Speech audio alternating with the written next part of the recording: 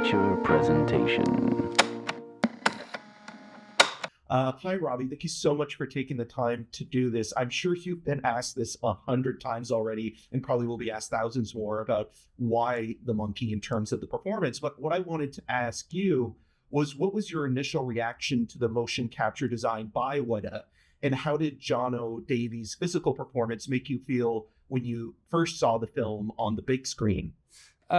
Well, just hello, by the way. Thank you for taking the time. It's a very visceral response. And the response is excitement and, seeing the magic and understanding the magic. Now, what I'm confused about is why people that haven't seen the movie are confused about the choice. I'm also happy that it's caused so much chatter. Obviously, that works in favor for me, and it also works in favor for the film. With John O. Davies, he's done an incredible job, and he's a wonderful man. He has a beautiful arse too, much better than my arse. And so it's also confusing, the magic of the movies, because I don't know which bit's me, which bit's him, which bit's his voice, which bit's my voice. And I don't care to know. And I don't care to know how it's done, to be honest with you, because, I still want to have Santa be real. Absolutely. Well, you mentioned the confusion with the audience. Has there ever been a movie in your experience that maybe surprised you, that was presented as one thing, or maybe, when you watched it was something else entirely? Can you give me an example of something that's happened for you? You know what? A film called Possession with Isabella Adjani from 1982 was a film that I thought was kind of a straight up horror movie, but became something a little bit different as it progressed in its narrative. And that was something that took me by surprise when I watched it as a kid, renting horror movies at Blockbuster. I mean, I didn't know what to expect from Nope. Yes. I guess. I love aliens. I love UFOs. I love the paranormal. It's my thing. But I wasn't expecting the movie Nope to be tonally the way that it was. And I'm glad that I didn't expect it to be that. And it surprised me. Another thing that surprised me about Better Man, not only was it entertaining, but there's an emotional core to this movie that hit me in a way that I think a lot of people might not expected to. And I wanted to ask you what it was like to see your Nan again on screen, portrayed by a poignant and protective Alison Steadman. Was there ever a scene that resonated through the performance that she gave, or how Michael Gracey presented certain aspects?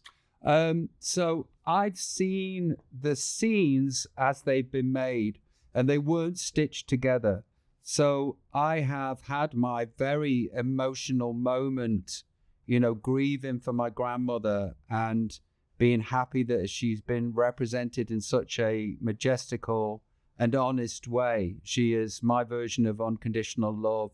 And so by the time I came to see the film, I was grieving and crying about other bits that I hadn't seen before, and also I have to sort of go into each screening with people going, okay, we've seen these bits before.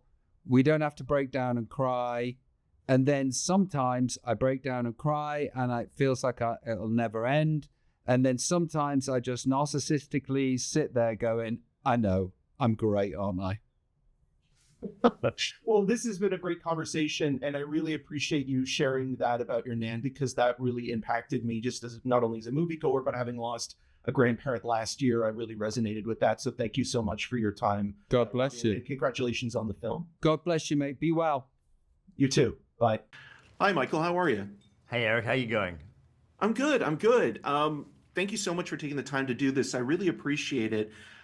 Something that I was thinking a lot about after watching the film at the Toronto International Film Festival is that there's not a lot of movies within the musical biopic arena that are so honest in terms of the depiction of characters of the performer. The only other movie I could think of recently was Rocket Man, which you're an executive producer on as well. So I wanted to ask you, what were your initial thoughts on Robbie Williams' candid conversation and the voiceovers that you recorded at his place in LA in those studio sessions? I mean, I think it's two things. I think Rob, by his nature, is an oversharer. You know, even when he does, you know, interviews on TV shows, I'm sure his management must sit there just going, like, who knows what the guy's going to say.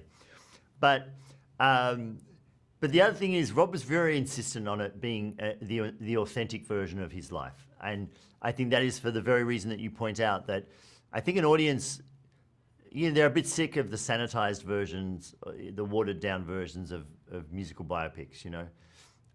And I think it's really the strength of the film, because I think it's a real emotional roller coaster. It really does go to those depths, and it really takes you to those highs. And I think you feel it so much more because of it, you know. I think you're emotionally more engaged. You don't feel like you're being spoken down to by the film itself. And it's inviting you in to a real. The truth is, we all have those dark places. We all do those things we're ashamed of. We've all said things that we regret. And so the fact that Rob's willing to put all of that up on the screen is, you know, to me, that's the strength of the film. It's very human and empathetic, and you can relate to, you know, Robbie Williams as a human being in those aspects. And I was curious to ask you about those voiceovers as well. How much of it was used for the film, and how much did you have to change narratively speaking? Yeah, I mean, a lot of it was from those original recording sessions in LA. The best ones are, and then we had to write our way in and out of some situations. But they were really hard to record, because it's the difference between just a natural conversation happening or having a scripted conversation and being told you have to say it here and it has to be said over these amount of seconds. All of a sudden it just feels forced. Absolutely. And all of this feels like him. It feels very naturalistic to who he is as a person. Yeah, and the conversation's very casual. It feels like someone talking to one of their mates, you know.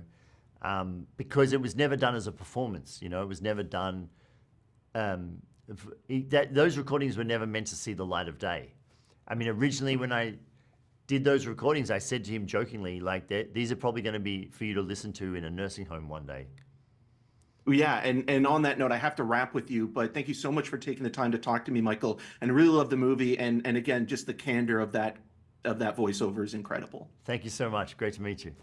Thanks. Bye. Cheers.